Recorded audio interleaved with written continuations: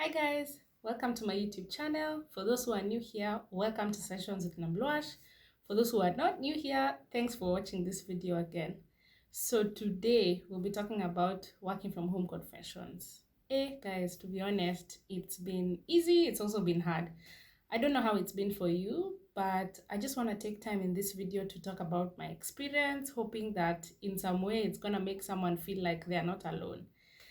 And so for me, I can say in the beginning it was really hard to adjust to working from home because I didn't change my schedule.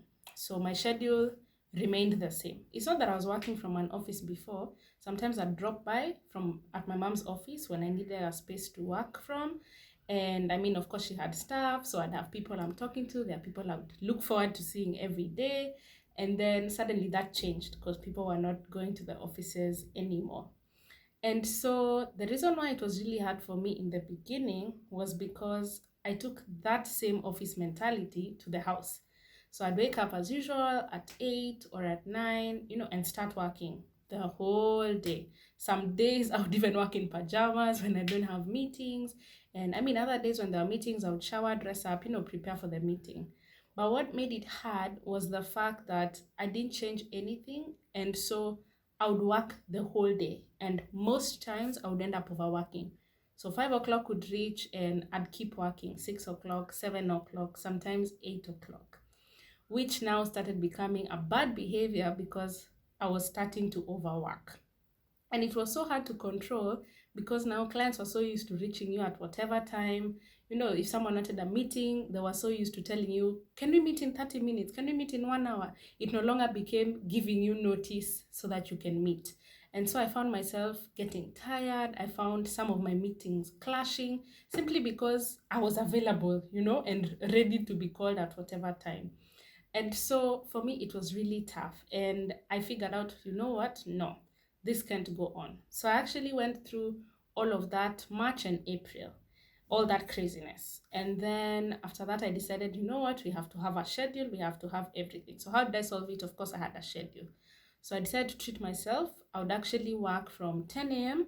to 4 p.m. I mean, now that I have the privilege to control what my working hours are, I took the advantage. So for those who know me, I am a digital marketing consultant. So most of the time I work on my own. I'm not pegged to an employer where I have to be at the office by 8 and leave by 5. So I didn't have the hassle of having to log into my computer for my employer to see that I'm online. And so I started working 10 to 4 and that worked well with me. I actually started using a tool for scheduling meetings, and that actually is what helped me the most. Because when you visit that calendar of mine, when I tell you to book a meeting, there's no way you could book a meeting for today. You had to book a day before, or a few days before. And so that kind of killed the whole scenario where clients would tell you, let's meet in 30 minutes, let's meet in 1 hour, which was better for me because I mean, sometimes, working from home, let's say it's a day where I decided to work in my PJs. Then a client says, let's meet in 10. I have to hustle and run around and shower, look for something to wear, decide what I'm wearing and everything. So that was so hard. So that tool really, really helped me because I can say it kind of gave me order because I had lots of meetings suddenly when COVID began. But then in addition to that, what also helped me was having a designated working space.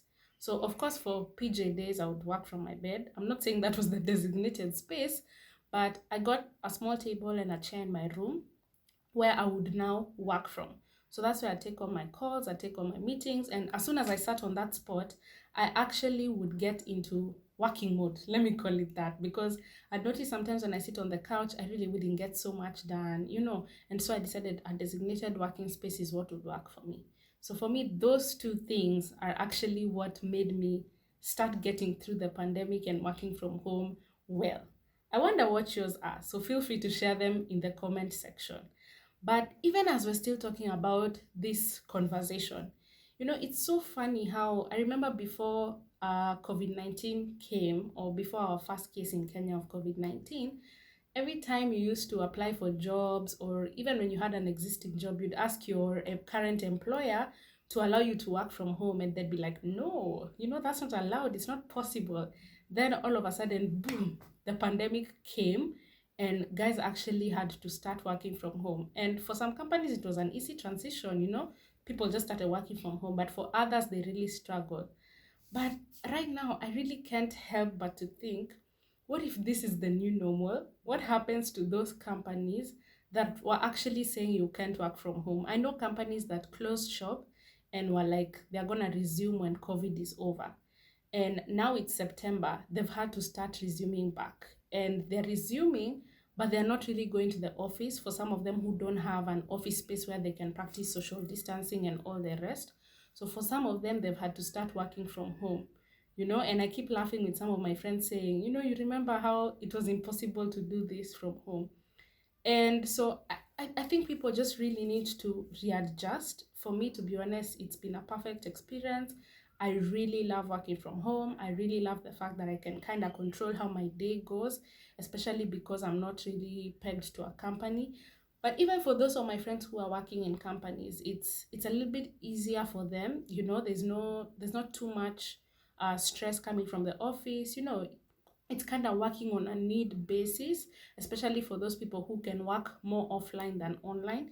You see, for me, for example, seeing that I'm in the social media space, most of my work is going to be online. So I'm either going to be on social media platforms, I'm either going to be doing research about social media and the rest.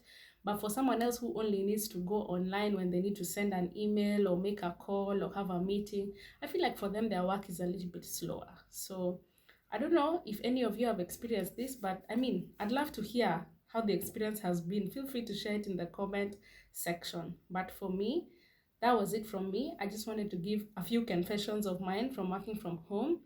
And I think I'm going to continue this series a little bit because it's been a bit hard for some people to kind of work from home. I've gotten so many questions around either I lost my job or I got a pay cut. What can I do on the online spaces that can help me actually earn some money? And so my next video is actually going to be about that. I'm just going to share a few platforms or a few things you can do, things that I've personally tried, websites that I've personally tried that you can use to actually do something small and get cash from it. So see you on my next video. Thanks for watching. Please remember to like, share, and subscribe. Bye.